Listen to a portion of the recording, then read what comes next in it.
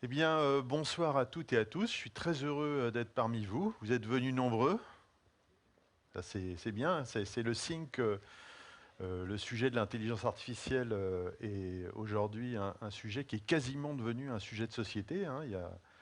Je pense qu'on commence à prendre conscience de l'impact que ça peut avoir sur la société. Alors, évidemment, on en parlera un petit peu sur l'emploi, sur l'économie, mais aussi comme on vient de l'introduire, avec dans les extrêmes, pour certains, ça remet en cause même notre humanité et certains pensent qu'on pourrait passer de vie à trépas dans ce contexte-là. Alors, ça fait longtemps que je fais de l'intelligence artificielle, ça fait plus de 30 ans, ça ne me rajeunit pas, mais c'est comme ça. C'était pas le début de l'IA, mais c'était quelques dizaines d'années après. Et, euh, et en fait, ça m'a toujours passionné et je continue aujourd'hui à travailler au niveau recherche dans ce domaine. Et je passe aussi beaucoup de temps à écrire. Je ne peux pas m'empêcher d'écrire. Donc j'ai commis pas mal de méfaits dans le domaine littéraire, des essais, comme c'est montré en haut. Et puis également, je m'intéresse beaucoup aussi à l'aspect culturel et tout ce qui a en fait inauguré un petit peu notre vision des robots et de l'intelligence artificielle aujourd'hui, puisque au niveau du grand public, en fait, ce qui est surtout connu, ce sont les histoires de robots, les histoires de Terminator, etc. Et assez peu, finalement, la vie dans les laboratoires. Mais en fait, l'un interagit avec l'autre, hein. La science s'inspire de la science-fiction, la science-fiction s'inspire de la science. Une espèce de boucle étrange, là. Évidemment, il y a des relations entre elles. Il ne faut pas les mélanger, mais c'est clair. Juste un petit clin d'œil, c'est le bicentenaire du monstre de Frankenstein, hein. Donc on est dans une année, personne n'en parle. Je pense que mais c'est clair, hein, Marie Shelley a écrit son ouvrage en 1817 et on est à cette époque-là. Donc mon dernier ouvrage, Intelligence artificielle, manuel de survie. Alors c'est un petit peu humoristique, hein, c'est un clin d'œil parce que vous verrez, je ne suis pas un partisan du transhumanisme et de la singularité technologique, bien au contraire. Et donc, j'ai commis cet ouvrage pour essayer d'expliquer un petit peu ce qu'il en était de l'IA aujourd'hui et en me moquant un petit peu à la fois de moi-même et puis de ceux qui prétendent eh bien, que les superintelligences vont bientôt envahir notre monde. Donc, quand on parle de superintelligence, on pense tout de suite, en tout cas ceux qui ont vu le film de Stanley Kubrick, je pense qu'il y en a dans la salle qui l'ont vu, 2001, l'Odyssée de l'espace. C'est la première apparition d'une superintelligence au cinéma, hein, cette espèce de superordinateur qui est dans le vaisseau spatial Discovery en route vers Jupiter et qui va finir par, eh bien, à cause d'un problème de cohérence dans sa programmation, eh bien, je spoil là en fait, hein, je ne devrais pas vous le dire, ceux qui ne l'ont pas vu, mais en fait, il va devenir complètement paranoïaque et il va finir par décimer complètement l'équipage. Donc on retrouve un petit peu d'ailleurs la trame de Frankenstein, hein. On est toujours dans la transgression d'une certaine manière, hein, puisque donner la vie, c'est seul Dieu en Occident est capable de la donner, au sens large du terme. Et donc, lorsqu'on s'amuse à créer des robots ou des IA, eh bien, on est dans la transgression. On est dans la fascination, mais aussi on est dans la transgression. Et en Occident, eh bien, par exemple, le deuxième commandement du Décalogue dit c'est pas bien du tout, quoi. Il ne faut pas créer sur Terre des entités. Et donc, ça se finit généralement mal. C'est pour ça que toutes nos histoires de robots et d'IA se finissent mal et il y a une espèce de malédiction autour de ça. Bon, HAL en est une incarnation. Mais plus récemment, évidemment, vous avez peut-être vu la saga Terminator, hein. Là, c'est une des images d'un des derniers opus avec Skynet, cette espèce de réseau pour la défense qui d'un seul coup s'active et prend le contrôle finalement de la planète et avec des robots qui font peur, qui sont là pour nous décimer carrément. Et encore un petit peu plus récemment, ça s'est tiré d'un film qui s'appelle Transcendance. Alors c'est pas forcément un très bon film, mais c'est un des seuls films qui attaque directement la problématique de la singularité. Et un de ces fantasmes, c'est le téléchargement de l'esprit à l'intérieur d'un ordinateur. On pourrait y revenir si ça vous intéresse. Mais donc ça, c'est le côté un petit peu vision hollywoodienne. Mais quand on regarde ces temps derniers, on s'aperçoit également que eh bien, la presse, euh, la presse numérique, mais pas seulement, hein, se fait l'écho d'un certain nombre de déclarations. Donc on l'a cité, hein, Stephen Hawking, qui dit attention, l'IA pourrait sonner le glas de l'humanité. Ça a été repris par Elon Musk. Alors vous avez tous entendu parler d'Elon Musk, hein, SpaceX, Tesla et d'autres aventures entrepreneuriales. Et puis, même si on ne pense pas forcément à la fin de l'humanité, il y a quand même des questionnements assez forts et des études, certaines contradictoires, hein, qui parlent de l'impact désastreux que pourrait avoir l'IA et les robots sur l'emploi. Et puis on y reviendra, cette histoire d'AlphaGo, donc cette IA qui a battu à plat de couture, je dirais, les meilleurs joueurs de Go, qui les a littéralement écrasés hein, dans les dernières versions. Et ça, on ne s'y attendait pas réellement, hein, ça s'est fait plus vite que prévu.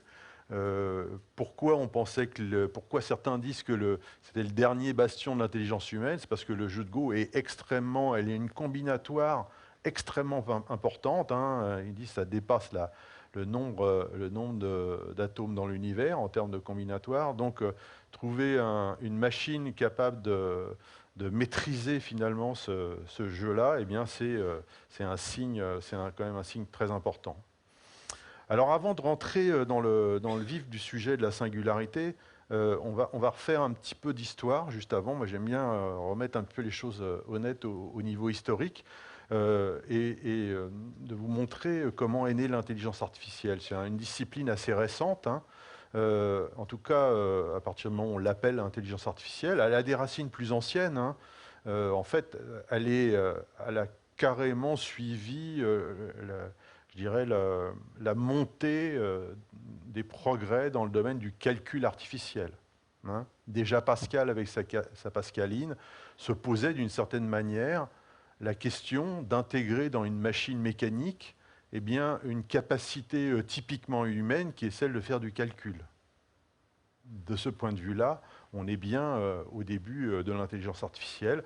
Ça a perduré ensuite avec un Anglais que vous avez peut-être entendu parler, Charles Babbage, qui est le créateur des premiers vrais gros calculateurs au XIXe siècle.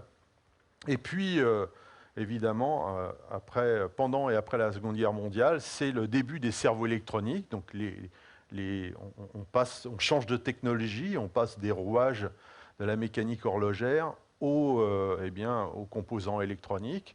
Alors au début, relativement frustre, hein, ce sont des relais, des tubes, d'où des machines, ici c'est l'ENIAC, hein, donc 1946, donc ce sont des machines extrêmement volumineuses, qui n'ont pas encore tous les attributs d'un ordinateur, il leur manque encore quelques petites subtilités pour qu'on puisse les qualifier réellement d'ordinateurs, mais déjà à cette époque-là, ils sont considérés comme des véritables cerveaux électroniques.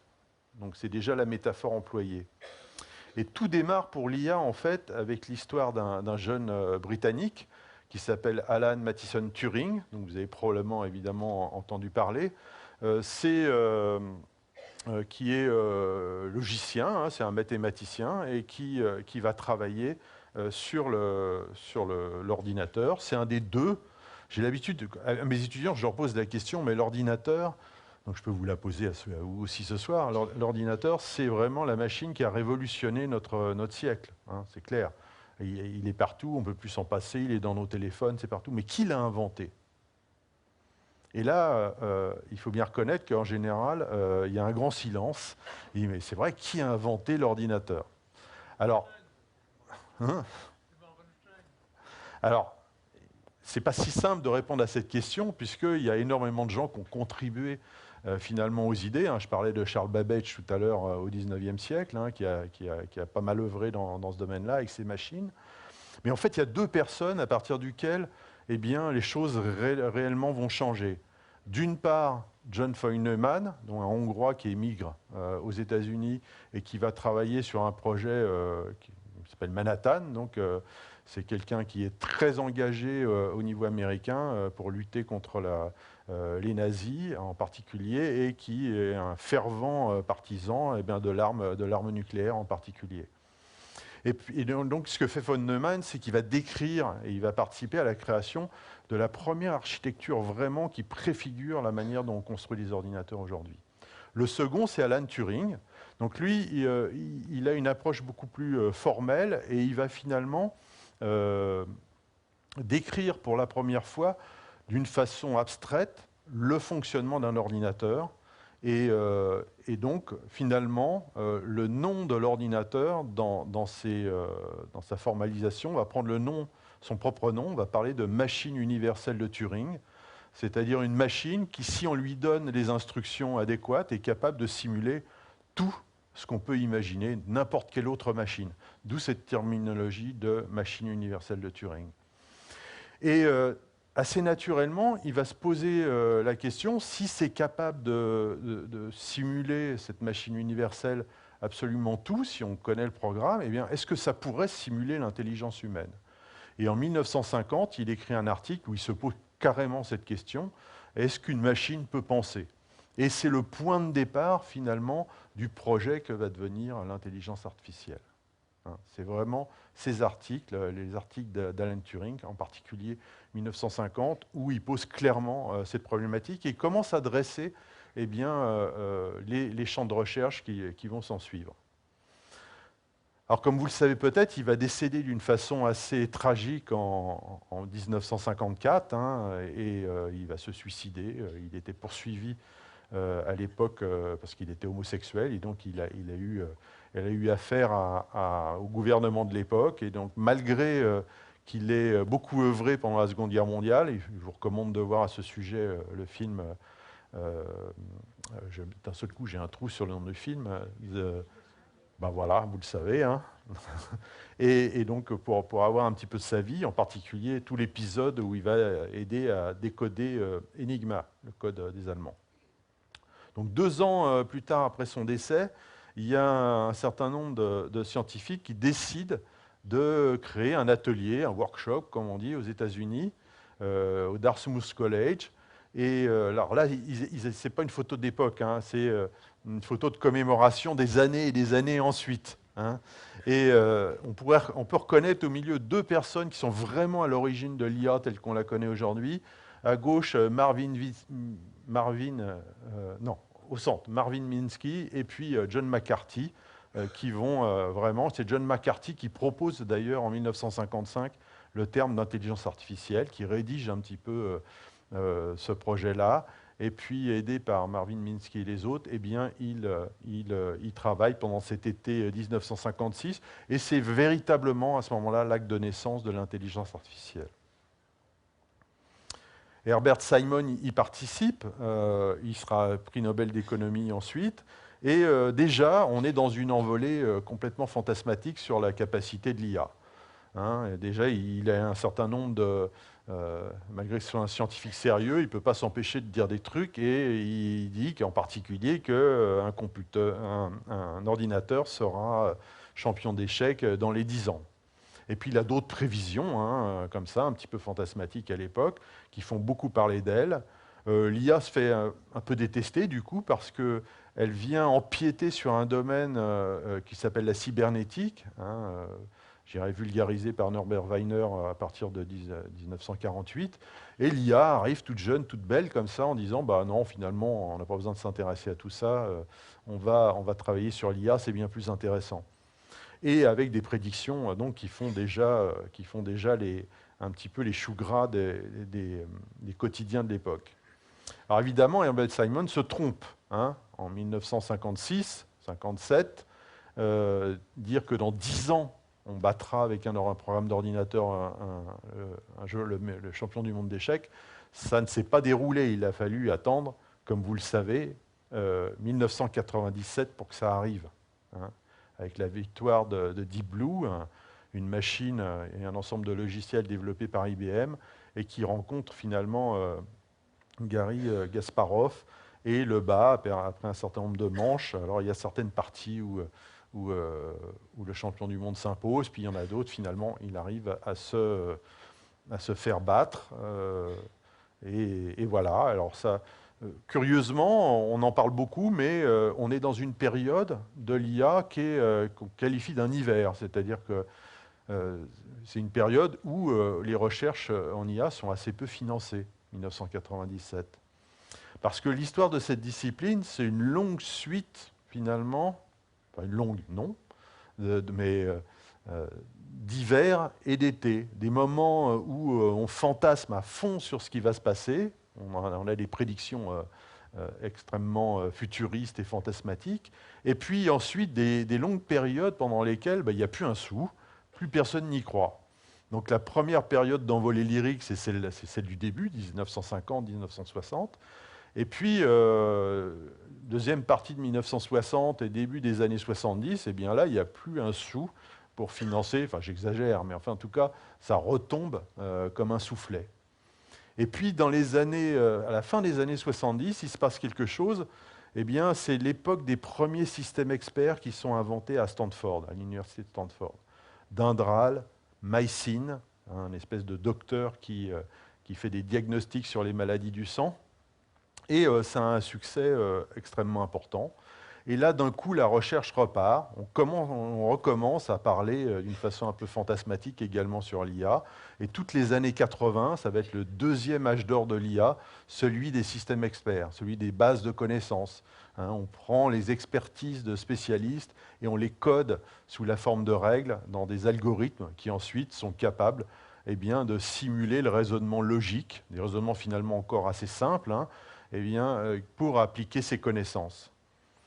Et à la fin des années 80, début des années 90, on arrive un petit peu au bout du système parce qu'on n'arrive pas à concevoir d'une façon aisée des grandes bases de connaissances. Donc les applications restent finalement assez simples. Et surtout, c'est relativement coûteux. Ça demande des gens particuliers. Et puis surtout, d'avoir accès à ces expertises. C'est difficile à maintenir. Quand on a quelques dizaines de règles dans une base de connaissances, c'est assez facile, mais quand on commence à en avoir quelques milliers, il y a beaucoup de contradictions qui arrivent et la maintenance de ces bases de connaissances devient difficile. Et donc on en revient finalement au niveau des applications à des approches plus traditionnelles et l'IA, d'une certaine manière, va retomber dans un hiver qui va durer là relativement longtemps, quasiment, et je dirais les années 90 et les années 2000. Donc ça va durer un certain temps.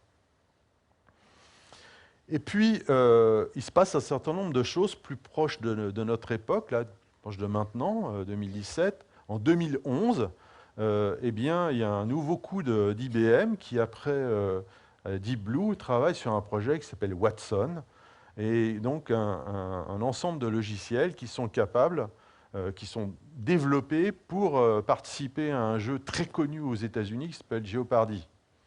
C'est en gros question pour un champion.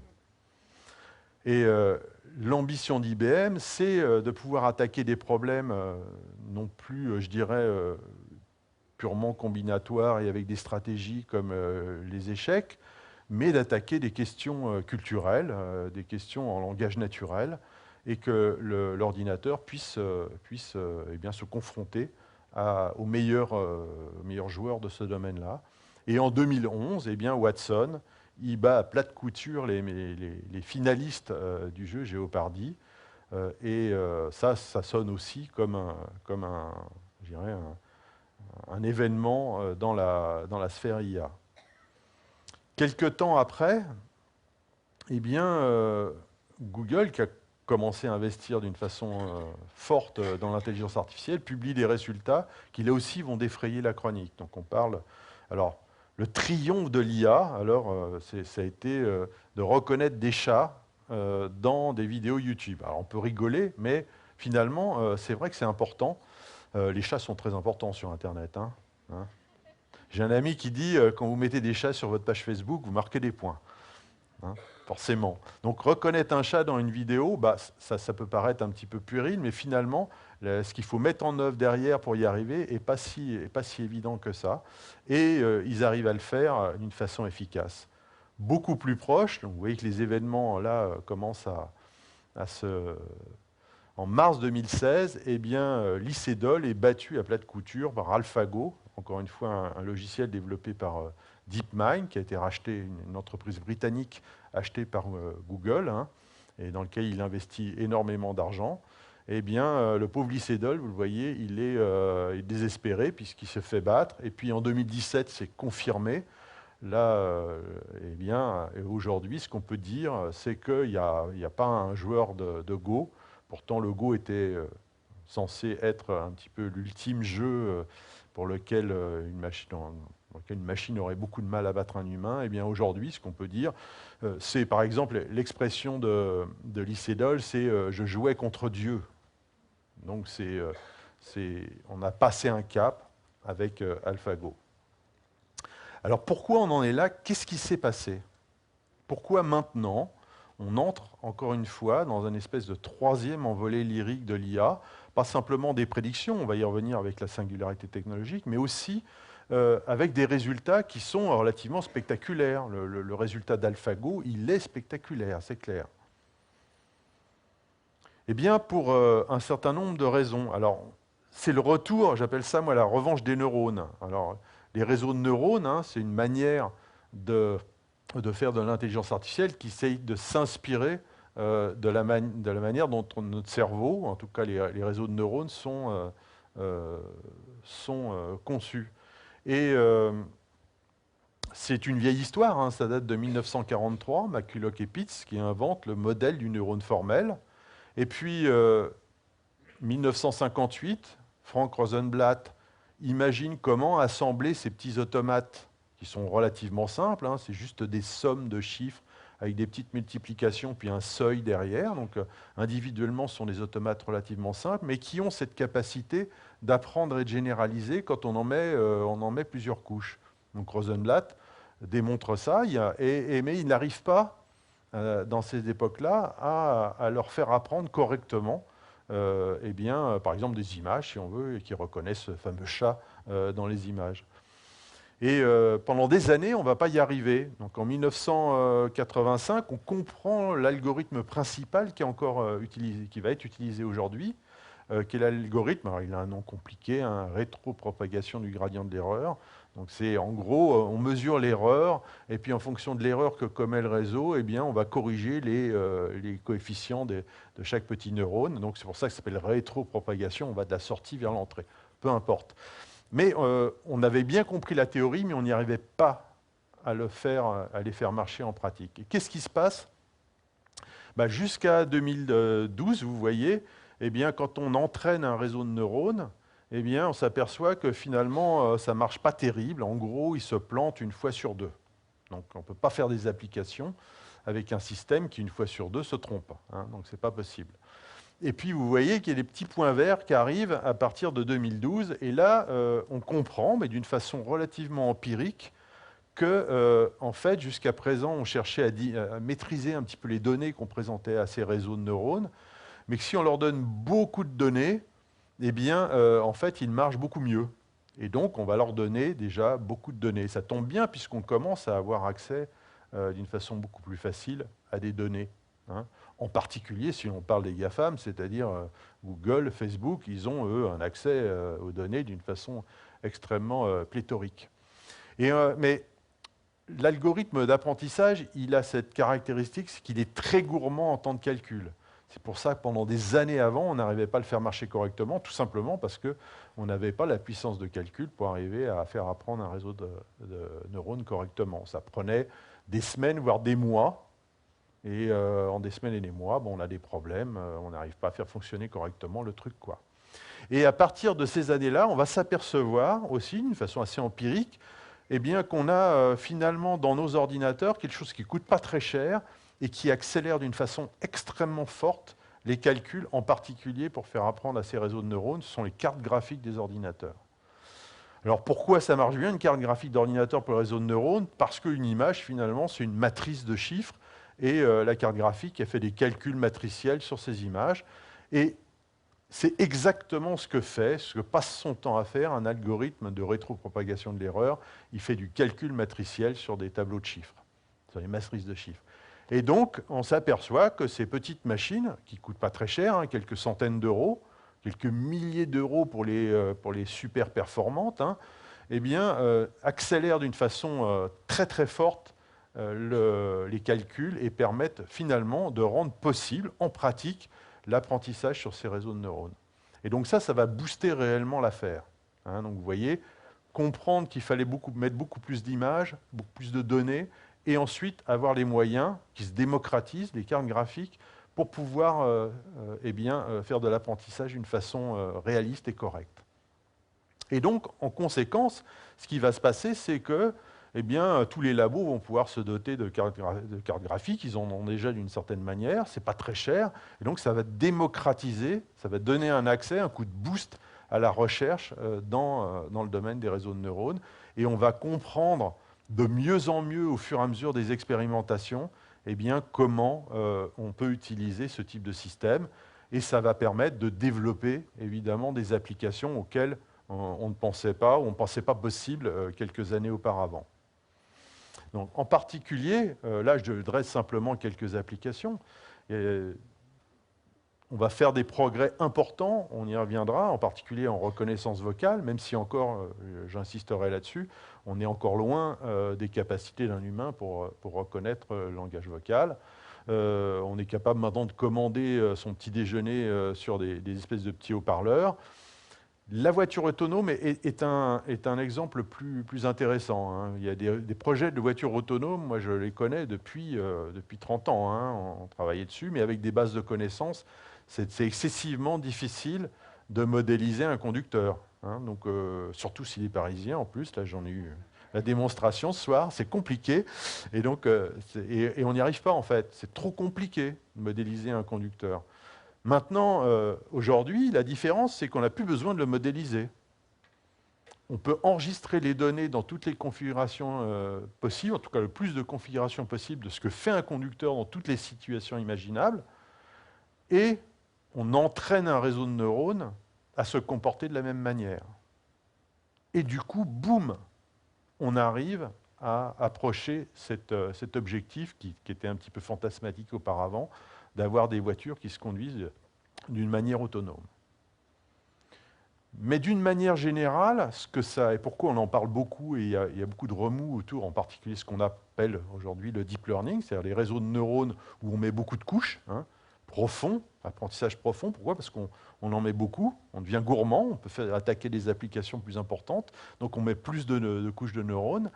Eh bien, cet apprentissage profond, il permet d'attaquer des problèmes qu'on ne pouvait pas auparavant. Quand on veut attaquer, je dirais, un système, je dirais, réaliser, par exemple, cette histoire de conducteur, mais attaquer tout problème qui est compliqué, il faut modéliser ce problème. Maintenant, s'il est trop compliqué, on n'y arrive pas, ou alors ça coûte beaucoup trop cher. Eh bien, avec les réseaux de neurones profonds, ce qu'on peut aujourd'hui, c'est faire, pas abandonner les histoires de modélisation, mais entraîner un réseau qui va approximer ce modèle d'une façon extrêmement performante, hein, quasi 99-100%, et donc va nous permettre d'attaquer des applications qui, pour l'instant, étaient tout bonnement interdites. Donc c'est ça vraiment la problématique. Alors, c'est utilisé, évidemment, pas simplement pour les voitures autonomes, c'est utilisé dès qu'on a de l'analyse de données. Donc, un des domaines, je citerai que celui-là, c'est celui de la santé. On a énormément de données, et donc il faut s'attendre, et ça c'est un des bienfaits, à avoir des progrès relativement sympathiques dans les années qui viennent, justement par l'analyse de ces données, par la modélisation et justement l'utilisation de ces technologies pour progresser dans la compréhension de ce qui se passe. Comme je vous l'ai dit, on est à une période où on est reparti comme de plus belle, avec certaines raisons, hein, c'est clair. Aujourd'hui, on a des applications relativement spectaculaires, dans des déclarations un peu fantasmatiques, et on en arrive à cette histoire de singularité technologique. Donc c'est ce monsieur, le responsable, Ray Kurzweil, j'ai rien contre lui personnellement, hein, mais en 2005, il écrit un ouvrage qui s'appelle « The Singularity is Near », la singularité est proche. Et il reprend en ça des prédictions, je ne dirais pas des prédictions, mais des expériences de pensée qu'avait fait déjà pendant la Seconde Guerre mondiale John Feynman, hein, à l'origine des ordinateurs, et d'autres ensuite, Werner Winch, etc., Moravec, par exemple, en robotique, qui s'imaginent que finalement, l'idée, elle est relativement simple à comprendre. Notre intelligence nous permet de créer de la technologie, et la technologie nous permet d'améliorer notre intelligence. Et donc, ça, pour Ray Kurzweil en particulier, de plus en plus vite, hein. C'est une espèce de boucle qui s'auto-entretient, de plus en plus croissante. Et donc, il imagine que si ça continue comme ça à s'accélérer, eh bien, on ira vers l'émergence d'une super-intelligence qui dépassera la capacité de tout ce qu'on peut imaginer sur Terre. En tout cas, la capacité de notre pauvre cerveau. Donc, il illustre ça en particulier avec une convergence, hein, c'est aussi un terme clé, entre les cybertech, en tout cas les technologies informatiques et cybernétiques, les nanotechnologies et les biotechnologies. Donc tout ça se mutualise, se fertilise, et on pourra aboutir finalement à cette idée de singularité technologique.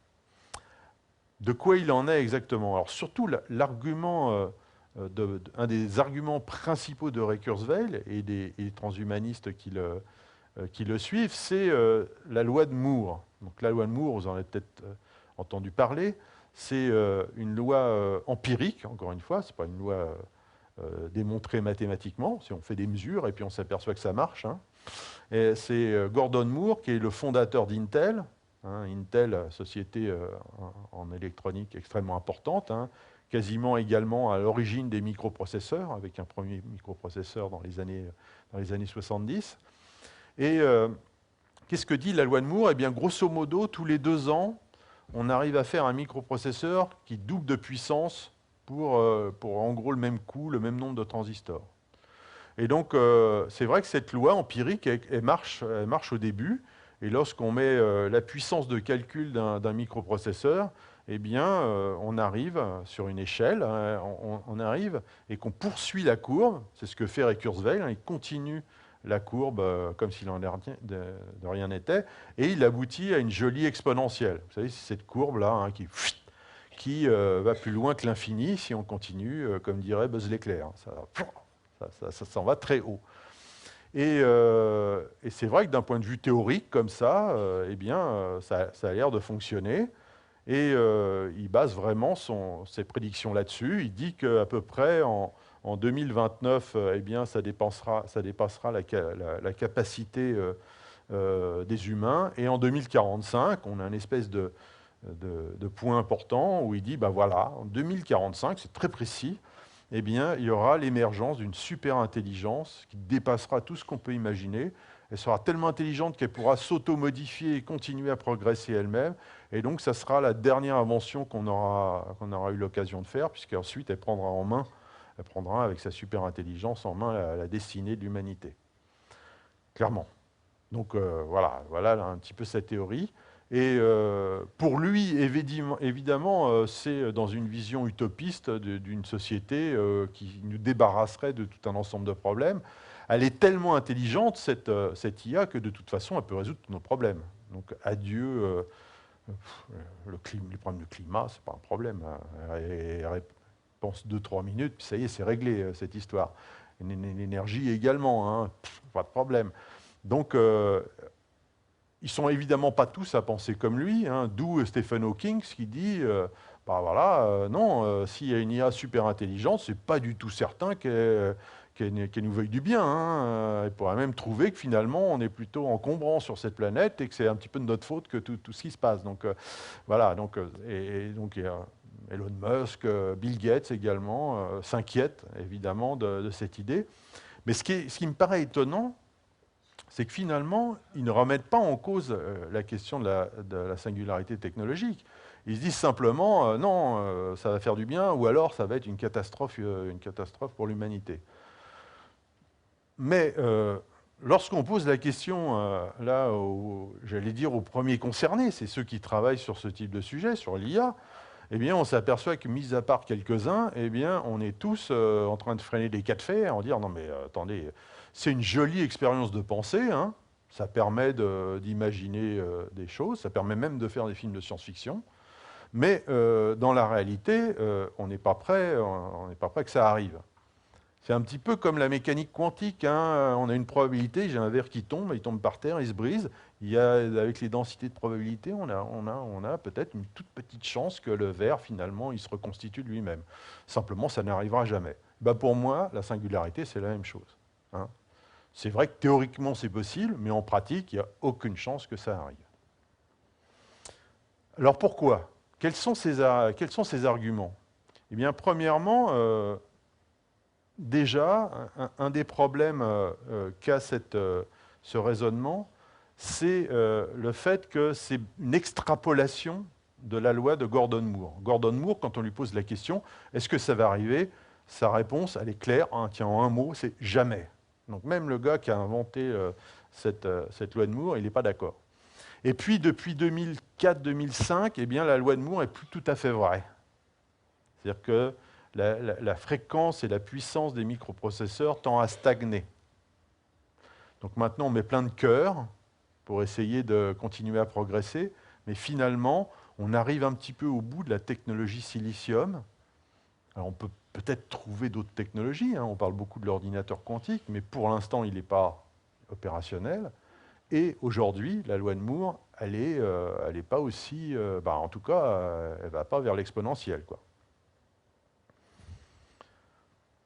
Deuxième aspect, ça nie complètement, c'est un raisonnement très théorique, encore une fois une belle expérience de pensée, mais voilà, une croissance exponentielle du progrès, eh bien ça va demander des ressources. On sait ô combien, nous, que les ressources ne sont pas infinies. Au contraire, on consomme déjà une bonne partie de la planète à la moitié de l'année, hein. On a déjà consommé plus d'une planète à la moitié de l'année, hein, ce qu'elle est capable de produire. Donc, ces raisonnements où on aurait une croissance quasi infinie, indépendamment des ressources, c'est juste pas possible. Ce n'est pas possible. L'énergie, pas possible. Alors, ce que répondent les transhumanistes, c'est « ouais, mais de toute façon, elle sera si intelligente qu'elle trouvera des solutions ». Mais vous voyez, ça coupe court un petit peu à la discussion, hein. En tout cas, moi, je le pense. Moi, je pense qu'il y a plein de points, de raisons pour lesquelles, effectivement, d'un point de vue théorique, en expérience de pensée, c'est envisageable. Ce n'est pas complètement comme mon verre qui se reforme d'un seul coup, mais en pratique, il n'y a quasiment aucune chance que ça arrive. Ne serait-ce que, également, l'acceptation sociale de ce type de changement, de l'impact que ça peut avoir. On n'a aucune idée des usages que ça... Voilà, ça néglige tellement de paramètres qu'il est excessivement peu probable que ça survienne.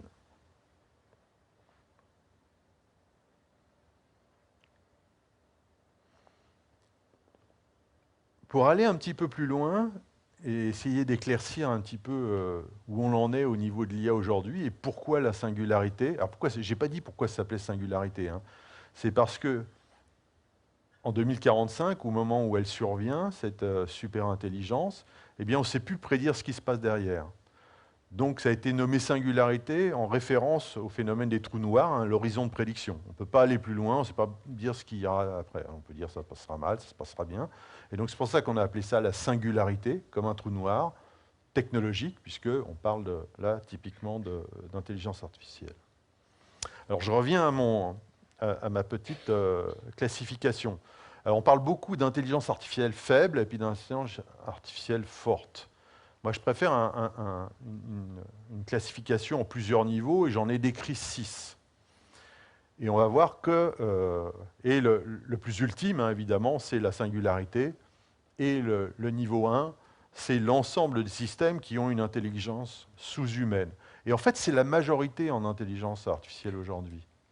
La reconnaissance vocale, même si on fait beaucoup de progrès, on est encore très loin des capacités d'un humain qui a une audition à peu près correcte. C'est plus complètement moi d'ailleurs, mais voilà, dès qu'on est en milieu un peu bruité avec plein de personnes qui parlent en même temps, nous on arrive à s'en sortir dans les cocktails. Une IA, non, pas du tout. Vous déclenchez Siri, vous allez savoir qu'il ne comprend plus rien du tout, Siri, il est complètement perdu. C'est vrai pour tout un ensemble de systèmes, mais encore une fois, la majorité reste à un niveau sous-humain aujourd'hui. Si vous prenez un autre cas, un agent conversationnel, un chatbot, bah, au bout de 2 minutes, eh bien, vous vous rendez compte que le truc, il n'arrive plus à tenir une discussion correcte. Hein. Donc, même un individu avec un coefficient intellectuel relativement moyen, il tient une conversation intéressante pendant plus de 2 minutes. Donc voilà, typiquement, ce sont des systèmes qui sont de niveau 1. Ils sont encore à un niveau très inférieur à ce qu'est capable un humain. Ensuite, on a des niveaux 2, équivalents à des humains pour des tâches spécifiques. Alors le terme spécifique est important. On attaque une application particulière et on va essayer de faire un système qui fait aussi bien qu'un humain. Là, il y en a un certain nombre. D'une certaine manière, les systèmes experts sont des systèmes de niveau, enfin en tout cas les meilleurs, étaient des systèmes de niveau 2. Deep Blue, pour moi, c'est un système de niveau 2. Hein, clairement. Niveau 3, pardon. On y vient justement. Alors, supérieur, équivalent et supérieur à la plupart des intelligences artificielles, des intelligences humaines, pardon, pour des tâches spécifiques. Donc Deep Blue, c'est un système de niveau 3. Désolé. Hein. Pourquoi? Parce que, on pourra toujours trouver des humains qui battent, d'ailleurs Kasparov l'a fait lui-même, hein, de battre de temps en temps Deep Blue. Évidemment, il a été vaincu au bout d'un certain temps, mais comme il le disait lui-même, je vais m'y reprendre et je vais le battre ensuite, il n'y a pas de problème. Donc on est supérieur, et là, Kasparov, c'est le champion du monde, donc c'est supérieur à la plupart des humains, mais pas tous les humains forcément. On pourra toujours trouver quelqu'un qui un jour va battre ce type de système. Aujourd'hui, on est là, à ce niveau-là, pour les outils de type Deep Learning. On est à la fois au niveau 2 et au niveau 3. Par exemple, quand une société d'assurance utilise un réseau de neurones pour calculer, donc elle a rentré toutes les datas de ses clients, et puis quand il y a un nouveau conducteur qui veut s'inscrire, eh bien, qui veut souscrire une assurance, eh bien, il rentre ses datas, et puis le réseau de neurones dit, bah, POC, non, je ne veux pas, la probabilité que tu aies un accident en sortant est très, très importante. Donc typiquement, ça, c'est un niveau 2, hein, parce qu'un humain, il serait capable de le faire aussi bien. Ce qui va faire la différence avec un niveau 3, finalement, c'est la masse de données et la dynamique des données. Hein, là, un humain sera submergé par la volumétrie des datas qu'il a à traiter. C'est vraiment la différence entre un niveau 2 et un niveau 3. Donc, il y en a quelques-uns. Avec le deep learning, on arrive aujourd'hui à faire des types de systèmes de cette manière-là. Le niveau 4, supérieur à toute intelligence humaine pour des tâches spécifiques. Pour l'instant, moi, j'en connais qu'un, c'est AlphaGo. Il y en a peut-être d'autres, mais je ne les connais pas. Donc AlphaGo, il écrase, a priori, les gens contre lesquels tous les champions proclamés ont été battus, et d'une manière assez importante. Donc là, il est clairement au-dessus, mais encore une fois, c'est pour une tâche spécifique. Si vous lui demandez d'aller jouer aux dames, eh bien, il ne sait pas jouer aux dames. Si vous lui demandez de faire du café, il ne sait pas faire le café, il ne sait même pas ce que c'est que le café, et d'ailleurs, il ne pense même pas. Hein, donc c'est vraiment un automate qui joue d'une façon comme un dieu au Go. Là où on passe un cran, c'est le niveau 5, une intelligence artificielle générale, qui est plus spécifique, mais qui serait capable déjà d'apprendre d'elle-même et de s'attaquer à peu près à n'importe quel problème, et après avoir appris, avoir compris et analysé un peu le problème, eh bien d'avoir des niveaux qui sont équivalents aux nôtres, voire qui nous dépassent. C'est ce que les Américains appellent une intelligence artificielle générale, Artificial General Intelligence, et c'est théoriquement possible. Hein. Il y a pas mal de gens qui réfléchissent et qui travaillent à ces questions-là, mais on en est encore très loin. Les plus optimistes disent qu'il faudra au moins une dizaine d'années, quelques dizaines d'années. Les un petit peu plus, je n'allais pas dire pessimistes, mais qui sont un petit peu plus perplexes quant à la complexité de la tâche, disent plutôt plus d'une centaine d'années, 200 ans, et on en reparlera, quoi. Hein, donc ça peut aller voilà, entre quelques dizaines d'années et quelques centaines d'années, mais vous voyez que ce n'est pas pour demain, hein, ce n'est pas tout de suite, cette histoire de super intelligence. en tout cas générale. Et puis ensuite, on a cette histoire ultime de singularité technologique, une espèce de truc qui émerge d'un seul coup et qui nous surpasse. Là, je vous ai dit ce que j'en pensais. Bon, un exemple d'IA d'IA générale, pour ceux qui ont vu le film de Spike Jonze, hein, c'est Her. Typiquement, là, on est dans le cas d'une IA générale qui est capable d'apprendre par elle-même et de progresser. Et donc, c'est typiquement à ça qu'on fait référence. Pourquoi c'est si difficile? Eh bien, parce que ça demande des capacités, par exemple, de sens commun, de comprendre ce qui est en train de se passer, qui dépassent largement ce qu'on est capable de faire aujourd'hui avec des intelligences artificielles. Il faut dire que la complexité, quand on regarde le cerveau, et là, ce n'est pas juste cerveau, c'est une toute petite partie d'un cerveau de rat. Donc, c'est vraiment quelques centaines de neurones. Eh bien, pour vous montrer l'image, juste sans décrire plus avant, hein, voici à quoi ça ressemble et voici à quoi ressemble un réseau de neurones artificiel. Donc, c'est une structure régulière, finalement assez simple, hein, et donc, on est loin du compte encore. On commence à faire des progrès assez intéressants pour la compréhension du cerveau, mais voilà, on est au tout début de cette histoire. Alors ça, j'aurais pas le temps de décrire vraiment ce que veut dire cette image un peu énigmatique, mais en gros, il y a l'idée qu'une intelligence artificielle générale elle devra maîtriser parfaitement notre langage. Et donc, elle sera aussi probablement dotée d'une certaine conscience d'elle-même pour arriver à justement obtenir ça. Et ça, finalement, ces caractéristiques-là, il y a peu de chances qu'on les obtienne de machines, en tout cas c'est ma théorie, mon hypothèse, qui ne soient pas vivantes. Or, les machines qu'on construit aujourd'hui, elles ne sont pas vivantes. Ce sont des automates figés, qui sont capables effectivement d'interagir avec l'environnement, mais elles ne sont pas vivantes. Et lorsqu'on étudie ça, donc je pourrais donner des références d'articles à ceux que ça intéresse, eh bien on s'aperçoit que les systèmes vivants, ils ont des caractéristiques particulières, ils n'interviennent finalement qu'entre l'ordre et le chaos. Ce sont des systèmes qui sont là et qui évoluent et qui ont besoin à la fois de l'ordre, par exemple pour mémoriser des informations, si on parle en termes de calcul, de computation, mais aussi du chaos créatif, hein, de choses qui bougent constamment. Et c'est juste à cette frontière entre l'ordre et le chaos qu'on arrive à avoir des systèmes qu'on peut qualifier de vivants. Les systèmes vivants, notre planète elle-même, elle est juste à la frontière, hein, elle est au bon endroit pour être entre l'ordre et le chaos. Hein. L'eau, typiquement, l'eau liquide, c'est un système qui est entre l'ordre et le chaos. L'intelligence, pour moi, la véritable intelligence, celle qu'on a tous, elle est entre l'ordre et le chaos. Donc des systèmes figés, eh ben, on n'est pas prêt d'y arriver. On peut imiter certaines parties spécifiques, mais on n'arrivera pas à faire des systèmes généraux. Pour conclure, je dirais que, j'ai l'habitude de dire, là, il y a bientôt un nouvel opus qui va sortir, et l'intelligence artificielle, c'est comme la force dans Star Wars. Il y a le côté lumineux, et puis il y a le côté obscur. Alors, un exemple de côté obscur, hein, c'est évidemment ça.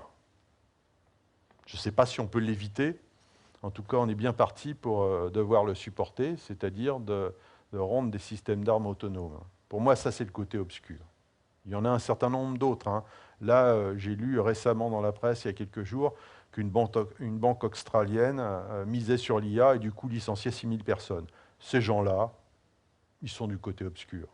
Ils n'ont pas compris. Le côté lumineux, c'est utiliser l'IA pour l'éducation et l'art, pour la recherche. Là, on est du côté lumineux. La plus grande application pour moi de l'IA, c'est l'éducation. C'est extrêmement important. Et on a besoin de ça pour attaquer les plus gros problèmes qu'on a à résoudre. Et quand Stephen Hawking dit c'est la plus grande menace pour l'humanité, non, pas du tout. Hein. Comme vous l'avez vu, je pense que c'est une menace qui est si hypothétique et extrêmement lointaine. Par contre, celle-là, elle est tout à fait d'actualité. Hein. Pollution, réchauffement climatique, assèchement des ressources, etc. Et finalement, au bout du compte, l'IA, c'est une chance. Moi, j'ai un côté un peu optimiste, éternel optimiste. Et je pense qu'on trouvera des solutions à ces problèmes si on utilise notre intelligence collective et que dans cette intelligence collective, on se fait aider aussi par des intelligences artificielles qui nous permettront peut-être de trouver des solutions, en tout cas de progresser à la résolution de ces problèmes qui nous dépassent tous, hein, d'une certaine manière. Et pour cela, eh bien, il faut avoir une démarche éthique. Hein, il faut essayer de réfléchir un petit peu à ce qu'on fait et pour essayer de rester du côté lumineux. Parce qu'encore une fois, il y a effectivement des dangers. Voilà, je terminerai là-dessus. Ils sont sages, ils sont beaucoup plus sages que les étudiants dans les amphis. Hein. Et nous avons du temps pour les questions.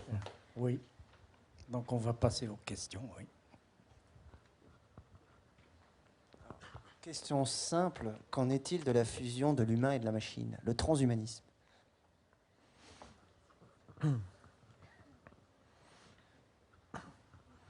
Ben, l'idée du transhumaniste, elle est portée évidemment par cette histoire de singularité, mais l'idée c'est la vieille machine organique que nous sommes, elle n'évolue plus assez vite par rapport à ce qui est en train de se passer, et donc il faut s'en débarrasser d'une certaine manière. Et donc il faut travailler d'emblée et le plus vite possible à ce que les transhumanistes appellent le post-humain. Hein, et ça passe évidemment au début par essayer d'augmenter nos capacités le plus rapidement possible, mais aussi à terme, comme le dirait Kurzweil, de se débarrasser complètement du corps humain. C'est un des partisans du téléchargement de l'esprit dans un ordinateur. Pour moi, tout ça, en tout cas cette histoire de téléchargement de l'ordinateur, j'y crois pas une seconde. Hein. Si on y réfléchit d'un petit peu plus près, nos pensées, notre intelligence, elle est liée au cerveau. Mais le cerveau, c'est pas un truc abstrait. Ok, on est dualiste, mais il est quand même dans un corps. Hein, et le corps, il est... dès que vous avez un petit truc qui ne va pas, vous le sentez tout de suite. Donc, c'est un système hyper complexe de sensations, de ressentis. Et donc, on ne peut pas comme ça faire une dichotomie, séparer le cerveau du corps. Et puis, notre corps, il est le résultat de l'évolution.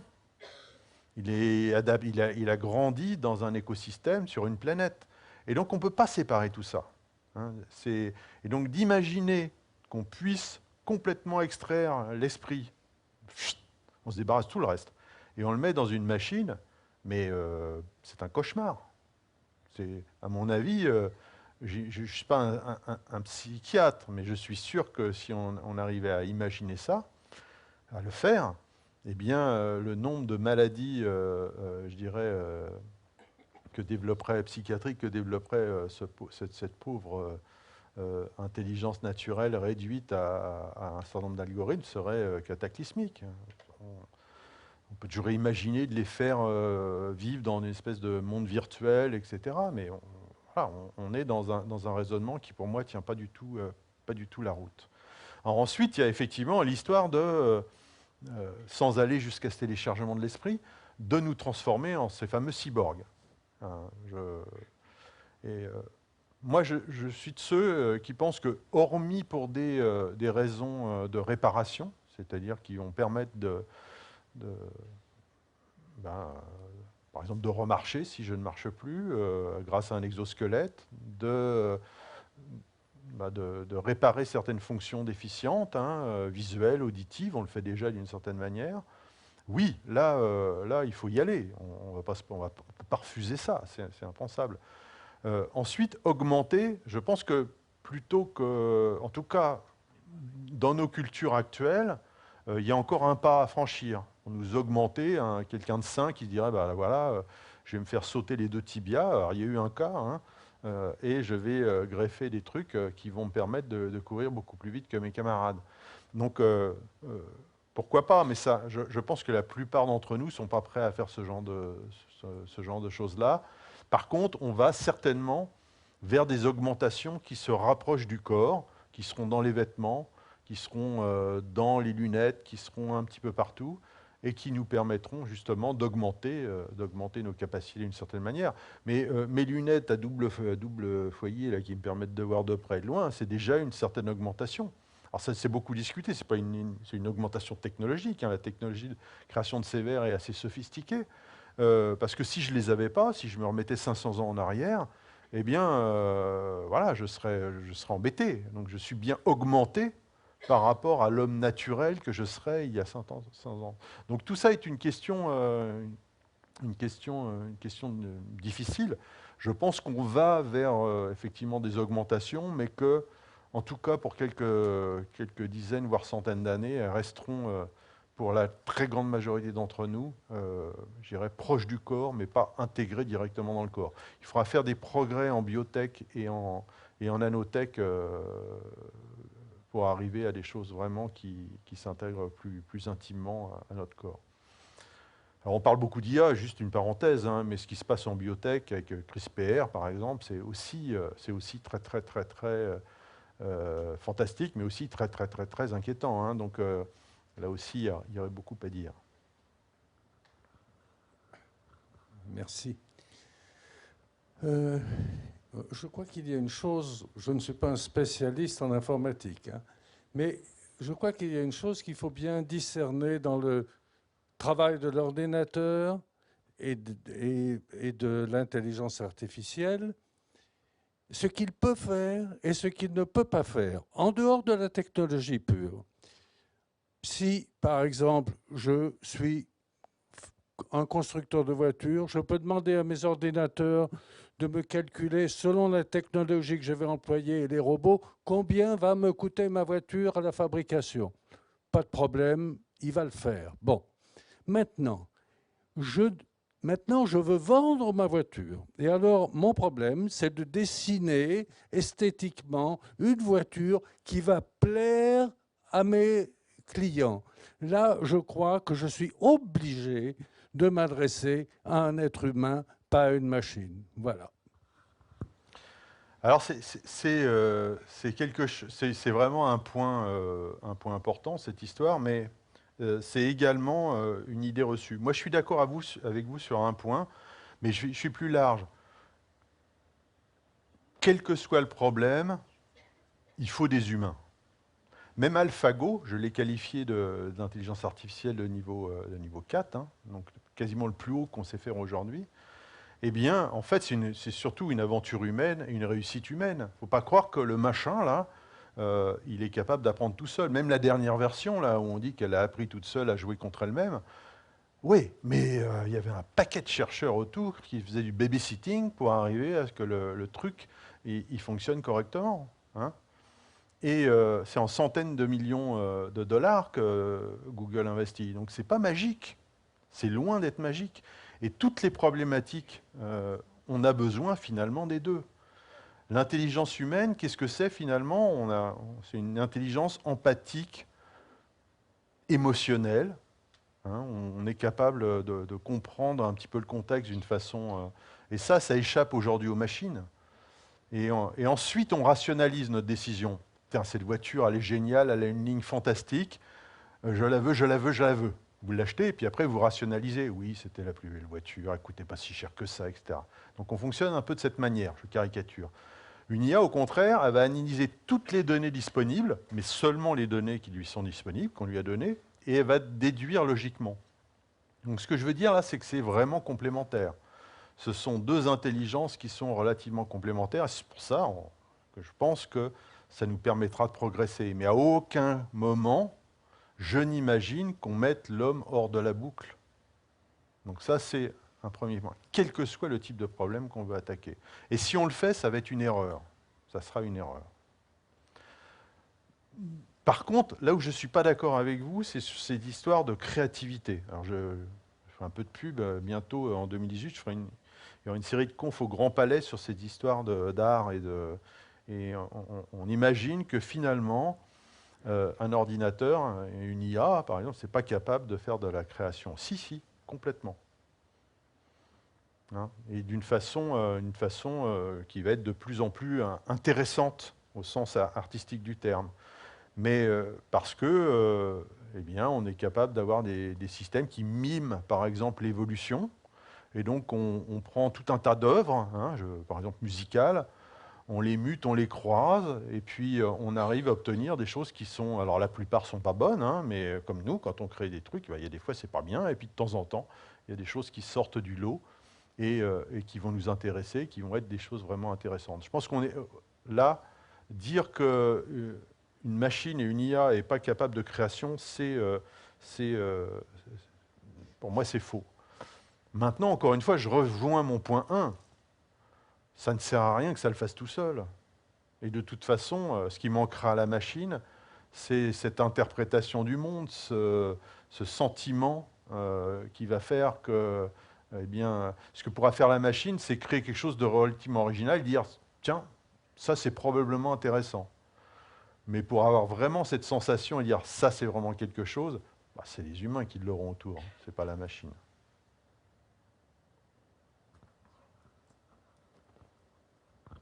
Bonsoir, merci pour votre conférence. Vous avez parlé principalement de la vision occidentale. Oui. Mais est-ce que un point de vue en Asie comme celui du Japon est différent? Et je voulais savoir si, d'un point de vue, vous avez parlé de la face obscure de l'intelligence artificielle, notamment via les armes. Il n'y a pas eu des conventions internationales qui aurait inclus les citoyens sur la réflexion ou l'utilisation ou pas de ces armes-là? Voilà. Alors, il y a un point évidemment, ça c'est une bonne chose. Il y a un progrès extrêmement, en tout cas, des poussées assez fortes de toute la communauté scientifique sur l'aspect éthique. Et en particulier, j'étais un des co-signataires des chartes qui en particulier, disent ne faut pas faire d'armes autonomes. Mais bon, ce sont des déclarations, il faut être un peu réaliste. On voit bien que même la France a décidé, il y a quelques mois maintenant, de doter les drones de systèmes d'armes. Hein. Donc on y va d'une façon un petit peu, je dirais, mécanique de ce point de vue-là.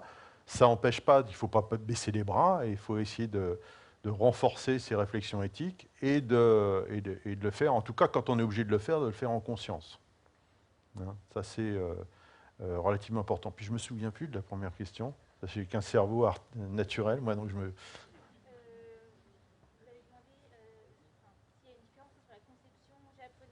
Ah oui, oui, bien sûr. Alors, tout est relatif parce qu'aujourd'hui, on est mondialisé et on est à la fois, nos amis japonais sont très influencés évidemment par toute la culture occidentale, donc tout ça se mélange un petit peu, et inversement. Hein. Enfin, il me semble qu'il y a une chose qui nous sépare d'une façon extrêmement importante, c'est nous, on est très dualistes. On oppose, on sépare, on oppose. Hein. Alors que culturellement, tout ça a des fondements évidemment culturels et religieux, hein, ils sont plus dans la continuité. Hein. Il n'y a pas réellement de rupture à un moment donné. Je ne vais pas prendre, c'est le cas des robots par exemple, mais par exemple pour eux, l'homme fait partie de la nature. Nous, quand on fait quelque chose, c'est forcément contre la nature. Hein. Nos villes ne sont pas naturelles. La campagne, c'est un petit peu plus naturel, même si bon, elles ont été façonnées au cours des siècles par l'homme aujourd'hui. Donc il y a cette opposition, ce dualisme. Il y a Dieu, il y a nous. On n'a pas de relation directe avec Dieu, ce n'est pas possible. Hein. On peut aller dans les églises, prier ou ailleurs, mais on n'a pas accès à Dieu. C'est différent pour nos amis japonais, où l'homme fait partie de la nature déjà. Et donc il a le droit de le modifier, et ses productions font partie de la nature, par extension. Donc ça, c'est assez différent. Alors j'exagère, je caricature un petit peu, mais c'est quand même une vision différente. Et dans le shintoïsme, par exemple, il y a des esprits partout. Il y a des kami, hein, des espèces de...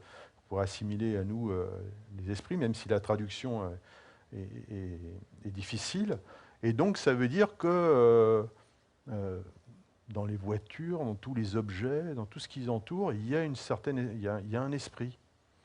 Et donc, dans les robots, pour eux, ça les gêne pas. Alors, ils ne confondent pas les hommes et les robots, mais il n'y a pas cette opposition. C'est pour ça qu'ils les considèrent, d'une certaine manière, sans animosité, sans problématique, puisqu'on n'est pas dans cette opposition dualiste et, je dirais, héritée de notre culture judéo-chrétienne, où finalement, on fait ça contre Dieu quand on crée un système comme ça, et donc il y aura une malédiction derrière. Hein, ça va se finir dans le sang et les larmes, forcément. Eux, pas du tout. Le robot, il est là pour aider l'humanité. Donc on est dans des conceptions extrêmement différentes.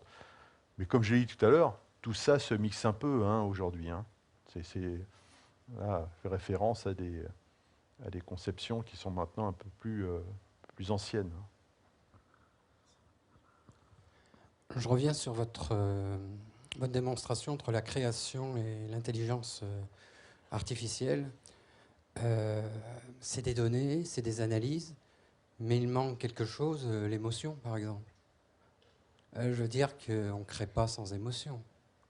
Est-ce que les machines, parce que pour moi c'est une machine, créent avec émotion? C'est ça qui donne une œuvre d'art. Oui, c'est pas seulement une accumulation de données, de musique ou de couleurs ou de différents peintres et d'histoire de la peinture ou de la musique. Je pense que ça va au-delà.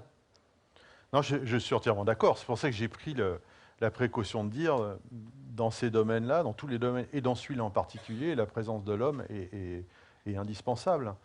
Et ça sera très difficile d'obtenir des choses qui nous paraissent belles ou qui nous paraissent esthétiques ou qui nous posent des questionnements comme le fait l'art, uniquement produits par des machines pour des machines, quoi. Ça n'a pas lieu d'être. Donc l'humain est là pour ouvrir et finalement donner du sens à tout ça. Parce que le plus gros problème de ces machines, c'est qu'elles n'ont pas de relation au monde. Ce sont des machines autistes et qui ne travaillent qu'avec les données qu'elles ont. Et nous, on met constamment en relation ce qu'on imagine, notre pensée, avec le monde réel. Quand je pense à une cafetière, eh bien, je peux voir une cafetière, je sais que c'est une cafetière. Une machine, elle n'a jamais vu de cafetière de sa vie, on peut lui montrer des images, mais même si on lui montre des images, elle ne sait toujours pas ce que c'est qu'une cafetière, elle ne le saura jamais, ou dans très très longtemps. Et donc ça, au niveau artistique, c'est aussi extrêmement important. Donc effectivement, je pense que c'est un sujet excessivement difficile, ça. Et ça ne veut pas dire que la problématique des émotions, on ne peut pas l'attaquer au niveau des machines. C'est un des sous-domaines de l'IA, qu'on appelle l'affective computing, et qui adresse cette problématique d'émotion. Alors le but, c'est en fait que les machines prennent en considération le côté empathique et émotionnel pour que ça soit finalement des machines qui soient plus adaptées à nos usages. Parce que nous, comme on l'a vu, en tout cas tel que je vous l'ai dit, c'est une de nos principales caractéristiques. Mais aujourd'hui, c'est un sujet d'étude extrêmement fort en IA. Finalement, les émotions, il y a déjà un premier problème qui est de comprendre les émotions de son interlocuteur. Si je suis un robot et je regarde la personne qui est en face de moi, eh bien, c'est extrêmement important pour que j'ai une réponse adaptée de comprendre les émotions que ressent la personne en face, pour adapter mes réponses. Ça, aujourd'hui, on a fait de gros progrès là-dedans, en particulier sur l'analyse du visage, sur l'analyse de l'intonation de la voix, etc. On est capable d'avoir des modèles qui, maintenant, détectent relativement efficacement quelle est l'émotion qu'a l'humain en face de cette machine. D'un autre côté, exprimer des émotions, ça, on sait le faire depuis très longtemps. Je dirais c'est toute l'histoire de l'art, d'une certaine manière. Mickey, dans un dessin animé, on ne se pose pas de questions. Il exprime des émotions d'une façon extrêmement performante et nous fait ressentir des choses. Et aujourd'hui, dans les avatars, dans les robots, on utilise ces principes-là pour faire exprimer des émotions avec des machines. Je ne dis pas que c'est facile, mais voilà, ça on sait le faire depuis un certain nombre d'années. Donc on fait des progrès dans la reconnaissance des émotions, on fait des progrès dans la manière de les exprimer par un robot. Par contre, la machine, elle ne ressent rien.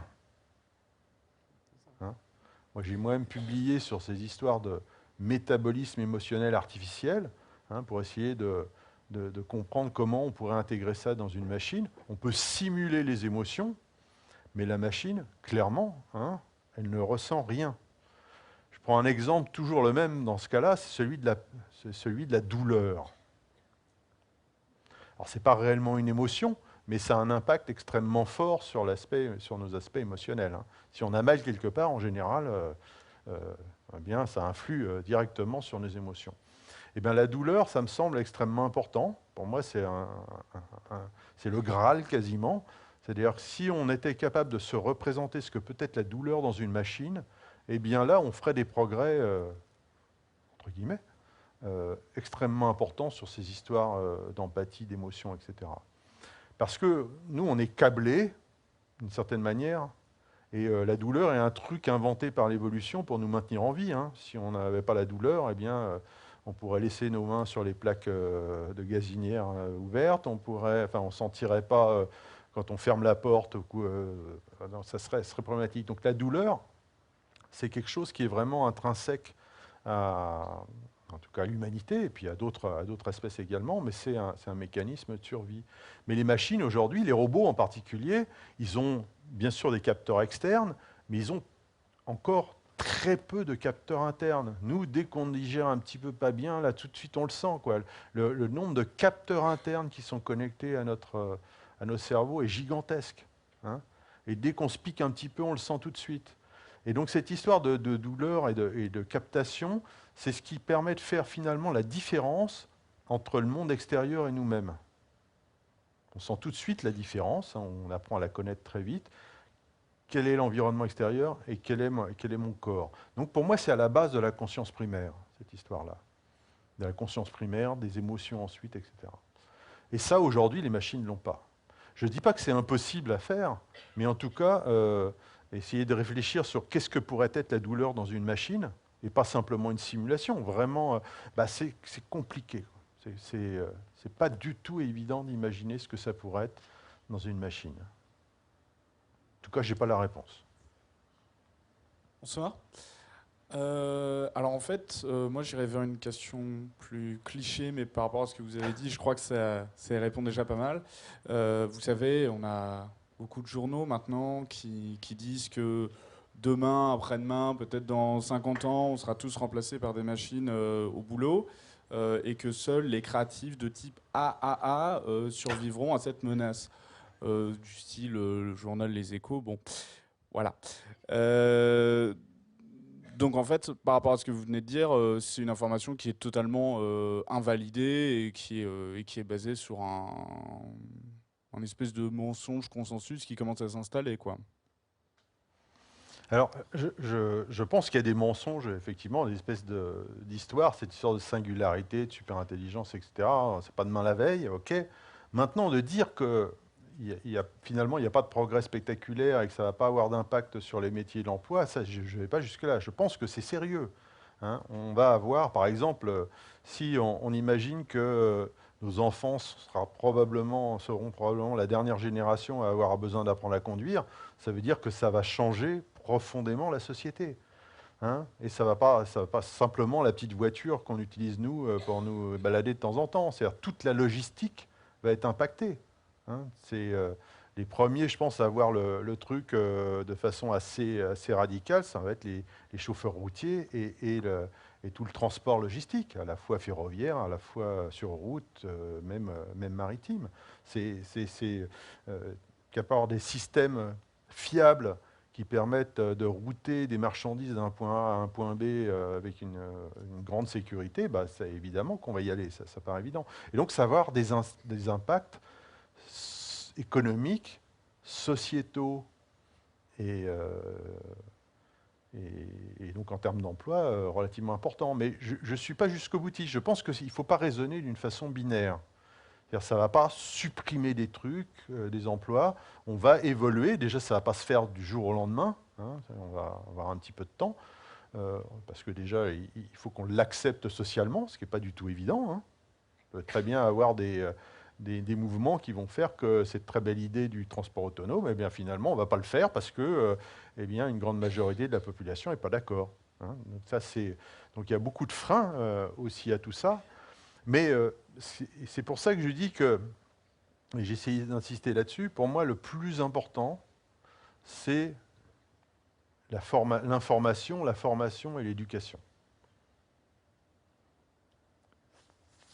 Ça va changer les métiers, ça va changer les compétences nécessaires sur un ensemble de métiers.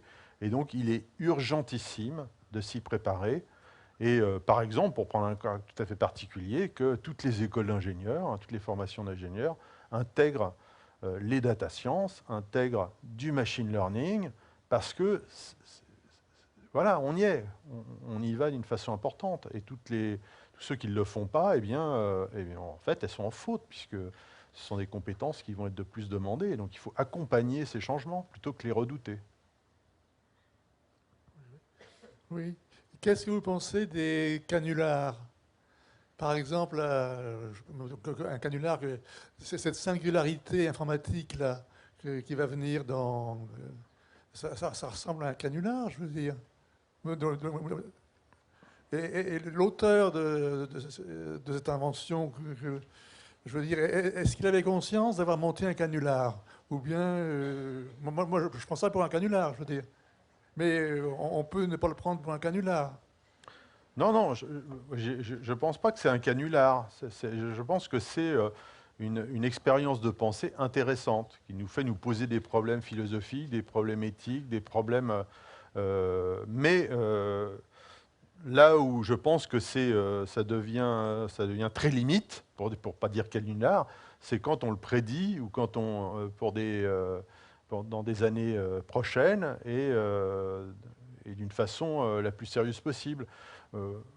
Moi, je pense que, enfin, en tout cas, mon interprétation, un petit peu en psychologue de comptoir, c'est de dire que des gens comme ça, qui ont gagné énormément d'argent, la seule chose maintenant qui pourrait éclairer leur vieux jour, c'est l'immortalité.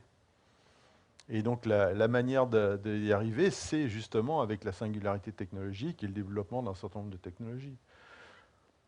Si c'est en 2040-45, c'est pas complètement étonnant. C'est parce qu'après, c'est foutu pour eux, de toute façon. Hein. Ce sera terminé.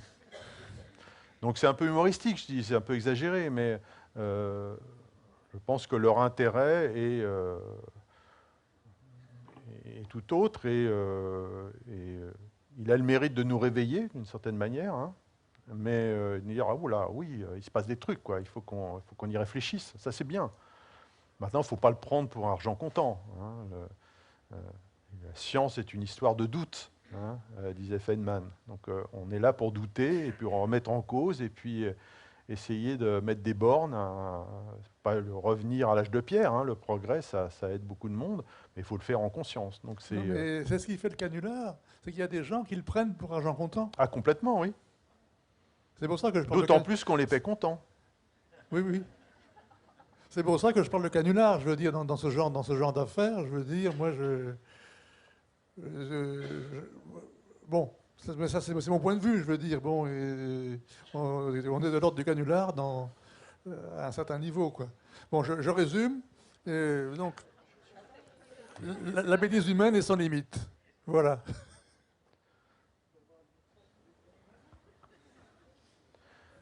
Alors, je vais paraphraser la définition de l'IA de Woody Allen, c'est l'intelligence artificielle, c'est le contraire de la bêtise naturelle. Joël de Ronet, que vous connaissez tous ici, puisqu'il est important dans ces murs, hein, a dit d'ailleurs il faut nous méfier beaucoup plus de la bêtise naturelle que de l'intelligence artificielle. Puis je ne peux pas m'empêcher de citer Pierre Desproges. Hein. L'intelligence, c'est comme les parachutes. Si on n'en a pas, on s'écrase. Mais là, je sors un peu du... Bonsoir. Oui, je vous en prie. Bonsoir. Je voulais déjà vous remercier pour la conférence. Et puis, je voulais vous poser deux questions. La première, c'était sur... Alors, je ne sais pas si c'est... Disons que c'est des articles que j'ai pu lire sur les cas d'intelligence artificielle autonome qui avaient été débranchés de justesse. J'ai lu 2 cas, un cas qui s'appelait Miranda avec aucune pulse, et l'autre récemment avec Facebook, mais je ne sais pas du tout si c'est... Enfin, je voudrais faire un fact-checking avec vous là-dessus, justement. Et la deuxième question, c'était la question du choix dans l'intelligence artificielle. Par exemple, on parlait des voitures tout à l'heure, des voitures autonomes. Je me posais la question du choix, par exemple, en cas d'accident. Si une voiture se retrouve face à 2 humains, un jeune, un vieux, comment le choix peut se poser malgré ou avec les données qui sont entrées par les humains, quoi. Enfin, voilà. Ok. Alors, l'exemple peut-être le plus parlant et le plus connu d'IA qui déraille, c'est Tay, donc le bot sur Twitter de Microsoft qui commence à répondre naturellement à des sollicitations, et puis d'un seul coup, il y a une bande d'énergumènes qui se prend au jeu et qui essaye de le hacker carrément, de lui faire comme il apprend seul, au bout de 16 heures, de une dizaine d'heures, je dirais, le pauvre bot tech, qui n'est pas très fufute finalement, il commence à avoir des propos sexistes, racistes, voilà, et du coup, Microsoft est obligé de le débrancher d'une façon très très rapidement, au bout de 16 heures, parce qu'effectivement, il a été la cible directement sur Internet. Donc, il n'y a pas réellement d'IA autonome. Aujourd'hui, ce qu'on sait faire, ce sont des systèmes qui sont capables d'apprendre d'une manière plus ou moins supervisée. Hein, il n'y a pas d'IA autonome capable d'apprendre toute seule sans que personne soit autour, et ça, on ne sait pas le faire aujourd'hui. C'est un des grands sujets d'ailleurs, hein, ce qui différencierait une IA telle qu'on sait les faire aujourd'hui d'une vraie intelligence artificielle générale. Et donc c'est un problème très compliqué. Les algorithmes d'apprentissage qu'on utilise aujourd'hui, majoritairement, il y en a d'autres, hein, mais c'est en tout cas le plus utilisé dans le deep learning, c'est cette fameuse rétropropagation du gradient de l'erreur. Mais nous, on ne marche pas comme ça du tout, hein. On ne fait pas des petits calculs de gradient de l'erreur, c'est autrement que ça se passe. Donc il y a encore beaucoup de progrès à faire là-dedans. Mais ça pointe en fait un problème qui est celui des biais dans les données. Et ça répond un petit peu aussi à la deuxième question, c'est-à-dire qu'on a des systèmes qu'on peut entraîner aujourd'hui, hein, et qui vont apprendre à se comporter comme les jeux de données qu'on lui a présentés, mais il faut faire extrêmement attention à ce qu'on lui apprend. Si vous avez un gamin et que vous ne le reprenez pas, eh bien, il va dire des gros mots, il va se comporter d'une façon... eh bien, une IA, c'est un petit peu la même chose. Si vous faites n'importe quoi, si vous ne faites pas attention un petit peu aux données, eh bien, vous avez un système qui va reproduire bêtement ce qu'on lui a appris. Et parfois, comme Tay, par exemple, eh bien, ça pose des vrais problèmes. Si on apprend à une IA aujourd'hui à se comporter comme ce qu'on voit sur Internet, eh bien on va avoir des soucis. Ça va être sexiste, ça c'est sûr.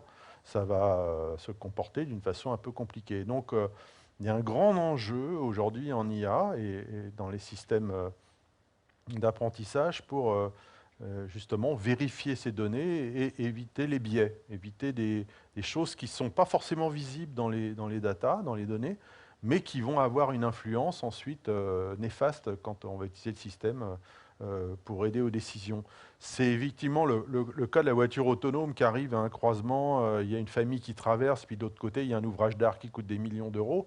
Voilà, il faut tout dépend de la manière dont on aura appris au système à se comporter dans ce type de situation. La machine elle-même, elle n'aura pas d'idée préconçue pour elle, finalement, elle est à gauche ou à droite, c'est pareil, hein.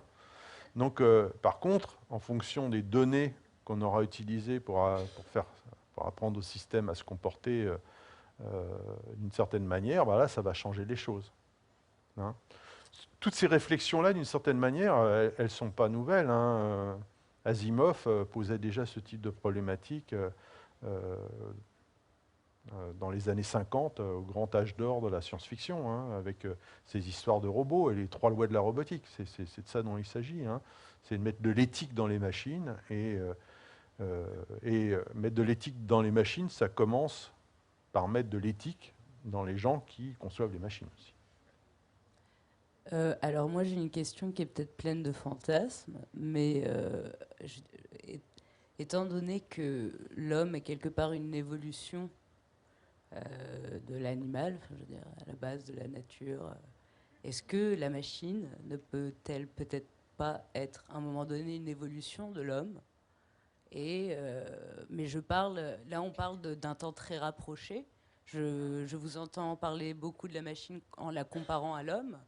Mais quelque part, est-ce que la machine ne peut-elle pas devenir à un moment donné une entité propre, quelque chose qui soit différent de ce qui est humain et qui nous dépasse aussi en même temps que beaucoup de choses qui nous dépassent?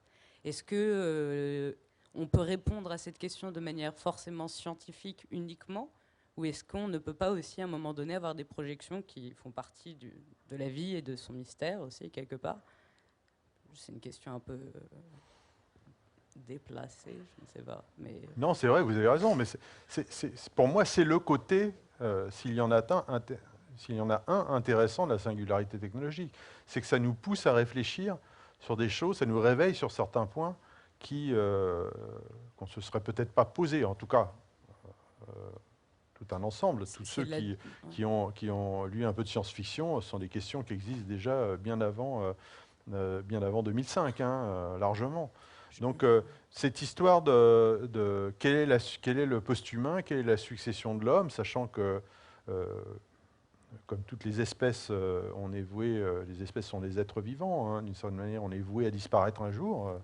On essaye de perdurer tout ce qu'on peut. Donc, mais un jour, on peut se manger un astéroïde, le Soleil peut s'emballer, et voilà, c'est terminé.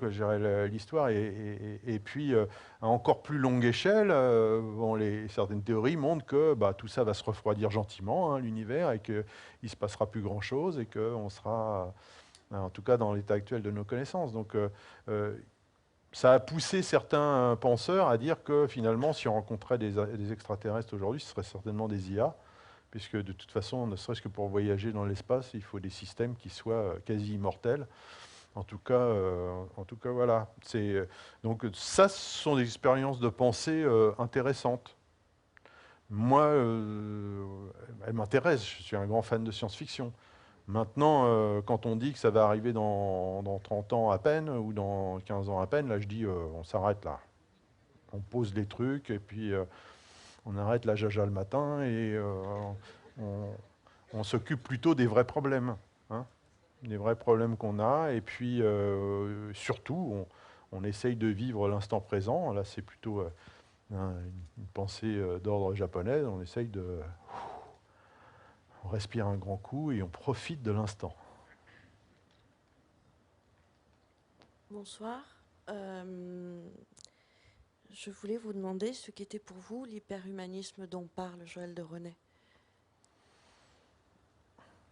Qu'est-ce que c'était ? Il faudrait mieux lui demander à lui. Hein. Je pense qu'il est le mieux pour pouvoir y répondre. Mais c'est effectivement cette idée, je pense, hein, que la solution, ce n'est pas dans une opposition. Encore une fois, on est très manichéen, on aime bien opposer. Hein, il y a un auteur qui a publié un ouvrage, là, je ne le citerai pas, je ne vais pas trop lui faire de la pub, hein, mais c'est la guerre des intelligences. J'oppose l'intelligence humaine à l'intelligence artificielle. Hein. Non, c'est un petit peu plus compliqué que ça quand même. C'est vrai qu'il y a des questions à poser, c'est intéressant. Et je suis d'accord avec lui, l'éducation est, vous l'avez compris, est pour moi une des priorités. Mais comme le dit Joël de Renet, la solution est plutôt dans la symbiose, dans l'intelligence collective, mixer les intelligences, faire émerger une intelligence qui nous dépasse. Eh bien, ça sera déjà la nôtre, hein, ensemble. Aider, et ça j'en suis assez persuadé, je pense que lui aussi, par des intelligences artificielles qui vont nous aider à nous dépasser. Et encore une fois, cette complémentarité, hein, entre les capacités empathiques qu'on a, de compréhension en quelques secondes d'une situation, et puis cette capacité, par contre, on est désemparé dès qu'on nous dit plus de 5-6 chiffres d'affilée, on a déjà oublié les premiers, alors qu'une machine, elle peut travailler sur des volumes de données qui nous dépassent littéralement. Donc ces deux intelligences, on en a besoin. Et pour moi, l'hyperhumanisme, c'est effectivement essayer d'aller vers ce côté lumineux de la force. Moi, je voulais poser une question sur les ressources minérales et l'énergie nécessaires pour faire fonctionner toutes ces machines. Parce que je m'interroge, déjà au niveau énergie, on est un peu limite actuellement. Je crois que les data consomment une part très importante de l'énergie sur Terre, entre autres de l'énergie électrique. Ensuite, c'est construit avec des matériaux qui sont assez rares, des métaux rares qu'il faut extraire.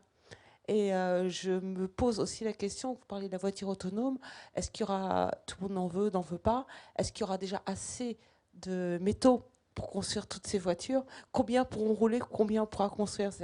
Est-ce que ça ne va pas être réservé à une élite de plus en plus? On a une tendance à une montée des inégalités dans le monde, et ce n'est pas la manifestation de cette montée des inégalités où il y aura ceux qui auront accès à la ressource, une minorité, métaux, énergie, et la majorité, dont on fait partie, qui ne l'auront pas. Est-ce que vous avez déjà mesuré la quantité d'énergie qu'il fallait pour faire fonctionner tout ça et la quantité de métaux? Alors mesurer, non, mais j'en suis un peu conscient. C'est clair. Non, c'est une vraie question que vous posez. C'est-à-dire que je pense qu'on y est déjà, en fait. Alors, pour l'instant, les matières manquent pas. Hein. On n'en est pas à ce stade. Il y a un vrai problème énergétique, mais il dépasse celui des machines. Hein. C'est une des raisons d'ailleurs pour laquelle aujourd'hui on ralentit plutôt les processeurs, hein, pour qu'ils consomment un petit peu moins, et on multiplie les cœurs. Cette course faire des machines qui doublent de puissance tous les 2 ans, en fait, ça dépense 2 fois plus d'énergie tous les 2 ans aussi. Hein. Donc ça, c'est une problématique, et je pense qu'on vient aujourd'hui à concevoir des machines qui consomment au contraire de moins en moins. Donc il y a une prise de conscience.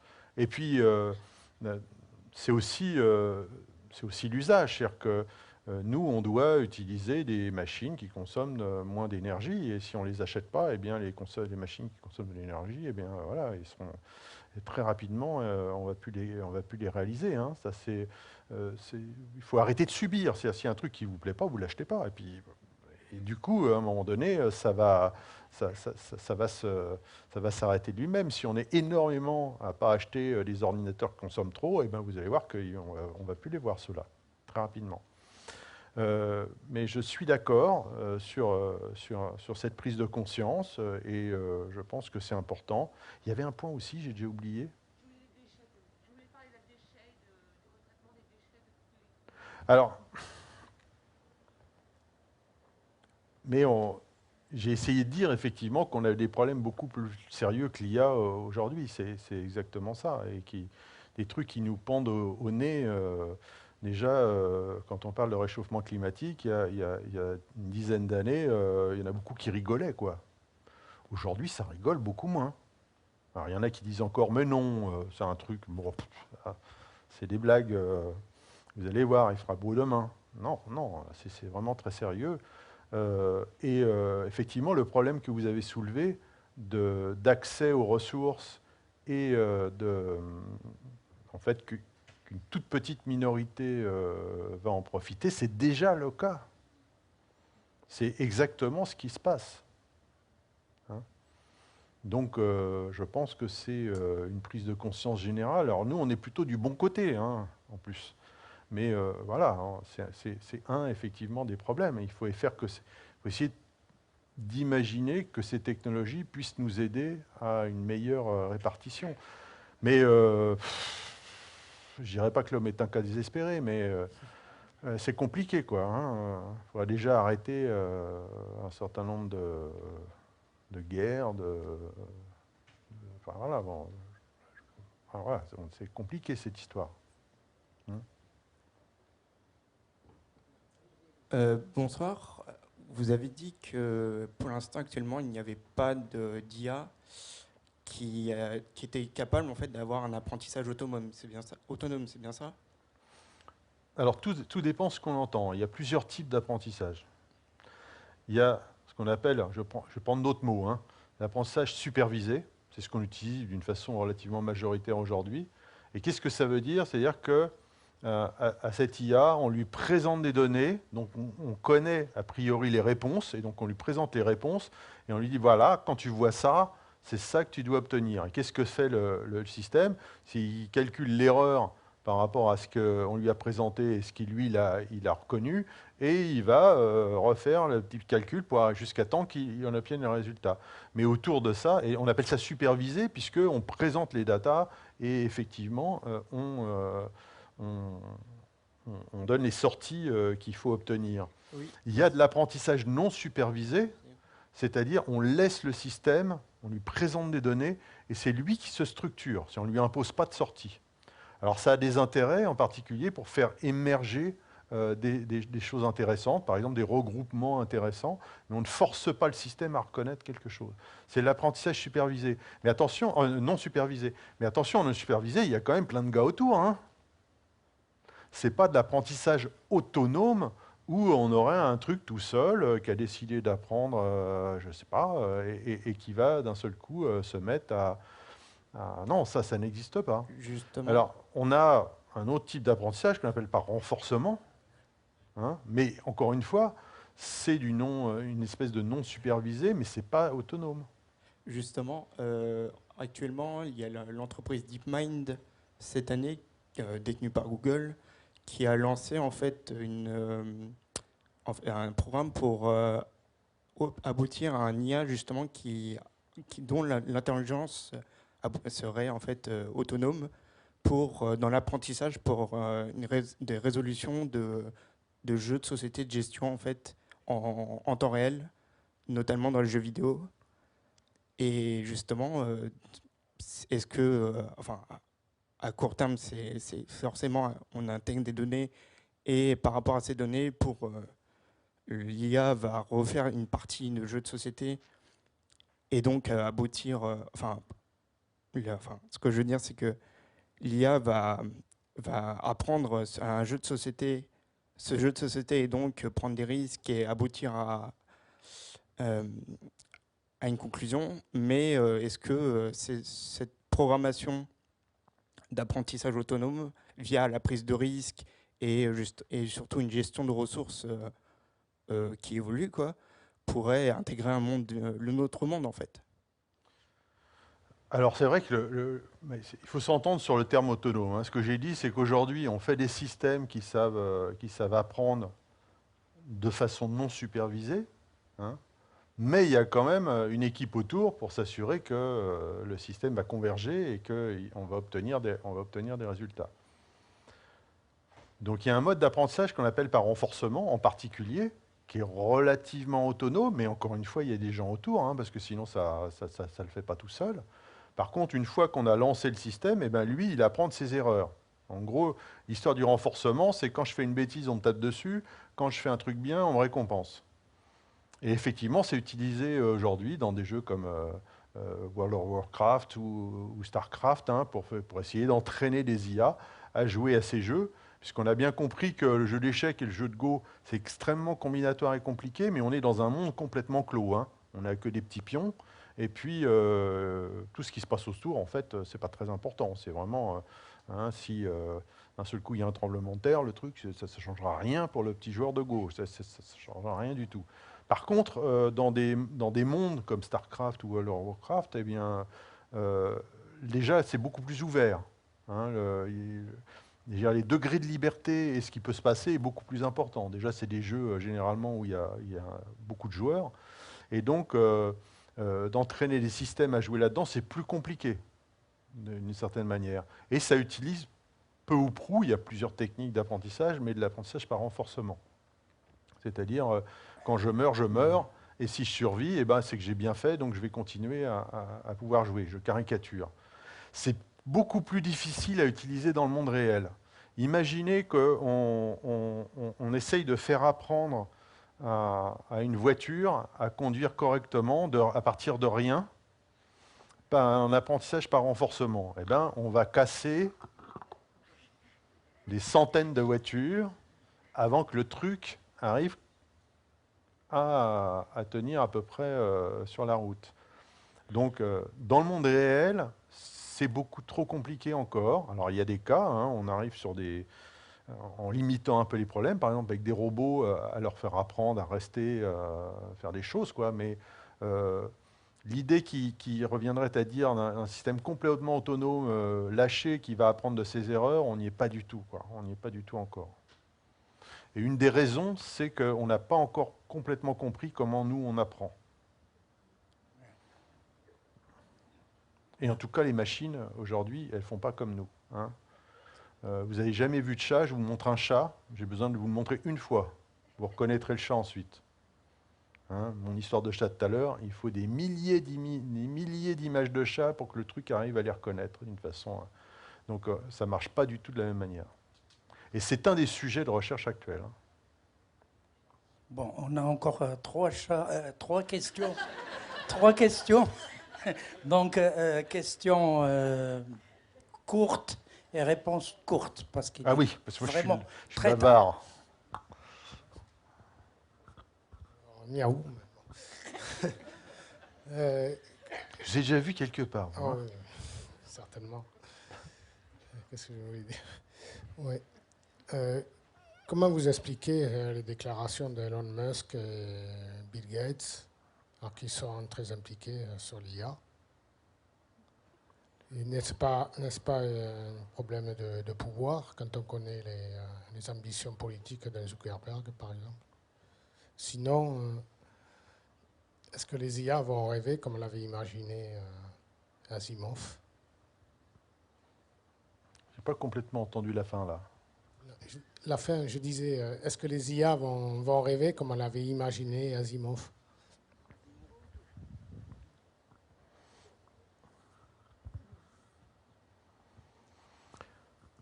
Bon, quand il y a des gens qui font des déclarations comme ça, il faut toujours se poser la question de qu'est-ce qui les anime quand ils déclarent des choses de ce point de vue-là. Je pense que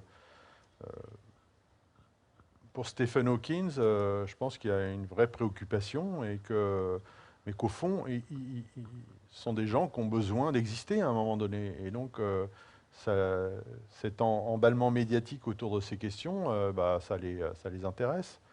Elon Musk, il y a probablement des arrière-pensées financières derrière tout ça. C'est pas juste une réflexion comme ça qui sort de son chapeau, etc. Hein. Ça paraît relativement évident. Quant à Asimov, hein, effectivement, moi j'ai écrit quelques bouquins. Lui, il a écrit plus de 500 bouquins et nouvelles. C'est juste pas possible, hein. C'est un monstre d'écriture. C'est l'auteur le plus prolifique de tous les temps, hein, clairement. Et donc, ces nouvelles, c'est vrai, elles ont le mérite d'explorer, sans un manichéisme qu'on va retrouver dans beaucoup d'autres histoires, les relations entre la machine et l'homme. En ne se posant pas la question d'un machin qui va nous tuer et nous trucider, c'est un peu manichéen, mais plutôt quelles vont être nos relations, quels problèmes ça va se poser.